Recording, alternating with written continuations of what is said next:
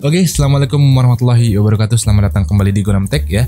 Pada kesempatan kali ini kita akan mereview SSD Crucial BX500 ya, varian budget SSD dari Crucial. SSD yang udah menemani gue sekitar kurang lebih 4 tahunan. Tapi sebelum itu, intro dulu. Kita lihat di sini dari fisiknya, SSD ini menggunakan plastik, sangat plastik sekali. Dan menurut gua ini build quality-nya sangat ya rata-rata, ya bahkan terasa murah. Bahkan untuk unit yang gua ini udah patah di sini nih untuk soket power di SSD ini. Lanjut ke ukurannya, ini ukuran SATA dengan ya ukuran hard disk 2,5 dengan interface SATA 6 gigabit per second. Kalau ngomong garansinya, ini punya garansi 3 tahun resmi dari Crucial. Dan karena gua udah 4 tahunan ya, jadi udah nggak garansi lagi. Dan yang gua pegang di sini ini varian 480 GB ya, dimana kalian bisa memilih beberapa opsi. Dari BX500 ini kalian bisa memilih kapasitas yang lain, dari segi yang paling rendah di 240 GB dan yang tertinggi sampai dengan 2 TB, dimana semuanya memiliki speed, read, dan write yang sama. Perbedaannya hanya di umur TBW dan jumlah mikron NAND-nya di dalam itu aja, yang lain sama. Skenario penggunaan gua di sini, gua pakai SSD ini untuk OS ya, untuk naruh OS Windows. Selama pemakaian SSD ini gua jadikan OS sejak pertama kali gua beli dan gua gunakan untuk menaruh beberapa file, dan sekarang karena OS udah ganti pakai NVMe, jadinya BX500 ini hanya digunakan untuk menyimpan beberapa file dan data saja. Lanjut berbicara masalah harga, sebenarnya nggak ngebudget untuk beli SSD ini karena ya harganya juga lumayan, dimana untuk saat ini kalian bisa cek datanya di sini. Emang kalau kalian lihat datanya, ini harganya bukan yang oke, bukan yang paling oke, apalagi dunia SSD SATA untuk sekarang ini udah rame dan banyak brand-brand pendatang yang baru dengan SSD murahnya. Tapi juga ini bukan berarti harga dari SSD ini overpriced, kecuali untuk yang varian 2 TB-nya. Selanjutnya seperti SSD murah pada umumnya, dimana ya ini SSD DRAM-less, tidak dibekali DRAM, berbeda dari MX500 dimana ini lebih atas daripada BX500 yang dibekali DRAM. Tapi menurut gua DRAM itu ya nggak begitu penting ya. Dibilang penting juga enggak, tapi dibilang nggak penting juga enggak juga gitu. Selanjutnya dari SSD ini ada embel-embel dari Crucial yang nggak bisa kita bahas di sini. Tapi ini mungkin akan berguna bagi kalian ya. Kalian lihat aja embel-embelnya di sini.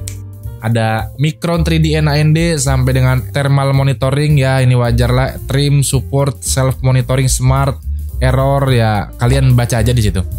Nah, kita lihat ke penampakan dalam dari Crucial BX500 ya, karena di sini gua nggak bisa buka ini ya, jadi ya sorry to say gua ngambil dari website ya, source-nya ada di video, jadi kalian lihat aja gambar isinya di situ. Nah, next coba kalian perhatikan data ini. Dalam pemakaian sekitar kurang lebih 4 tahun, terlihat kalau kesehatan SSD sudah berada di 92% saja, yang berarti rata-rata per tahun berkurang 2%. Not bad lah. Lanjut kita ke benchmark ya. Benchmark pertama kita menggunakan Crystal Disk Benchmark. Hasil yang didapatkan justru melebihi klaim, di mana speed read ada di 559 MB per second dan write di 510. Tapi di sini ada sedikit keanehan saat kita mencoba menjalani benchmark dengan size di atas 1 GB. Di situ terlihat kalau 2 GB dan 4 GB ada kejomplongan, di mana speed write file 128 KB anjlok di 7 MB per second saja. Next, selanjutnya di sini kita menggunakan Atto benchmark, di mana kalau hasil benchmark hanya sedikit lebih rendah dari klaim Crucial, di mana untuk read ada di sekitar 533 dan klaimnya rata-rata di 540, oke nggak apa-apa, dan write di 483 dan klaimnya di 500, ya kurang dikit lah. Walaupun kelihatan speed mulai mengalami penurunan saat kalian memindahkan file data-data yang berukuran kecil menggunakan SSD BX500 ini. Next, benchmark selanjutnya kita menggunakan AS SSD benchmark, di mana speed yang gak jauh dari klaim di 527 MB read dan write di 489 MB. Next, kita berbicara masalah temperatur ya, panas dari SSD ini. Karena emang di sini kan pakai plastik ya, sehingga mungkin penyebaran panasnya tidak begitu baik. Saat kita benchmark dan full load, ini SSD menghasilkan panas di sekitar 62 derajat Celcius ya. Ya oke lah. Nah pertanyaannya, worth it nggak beli SSD Crucial BX 500 untuk saat ini? Terlepas itu yang 240, 480 atau bahkan 1 tera. Setelah pemakaian gue ini memang nggak bisa dipungkiri kalau SSD ini masih berjalan lancar dan nggak ada kendala, kecuali yang keanehan benchmark tadi. Tapi sejujurnya dengan keadaan market SSD seperti sekarang ini ya, walaupun Crucial BX 500 bisa dibilang layak di harganya, tapi banyak produk SSD yang menawarkan value lebih di harga yang sama atau bahkan dengan harga yang lebih murah.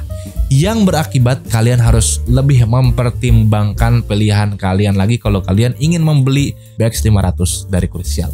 Karena apa? Karena SSD Crucial tuh harganya segini ya. Dan menurut gue masih ada opsi yang lebih worth it, seperti punya PNY dan sebagainya. Alternatifnya ada nggak bang? Ada alternatifnya. Kalian di sini bisa intip SSD SATA dari WD atau dari TIM atau dari PNY atau mungkin brand lain karena emang harganya mirip-mirip. Ya itu dia review kita tentang SSD Crucial BX 500 480 GB. Kalau kalian suka videonya bolehlah kalian like videonya, bolehlah kalian share ke teman-teman kalian. Terima kasih sudah menonton Gunam Tech sampai habis dan jangan lupa subscribe Gunam Tech and always see you next time. Wassalam.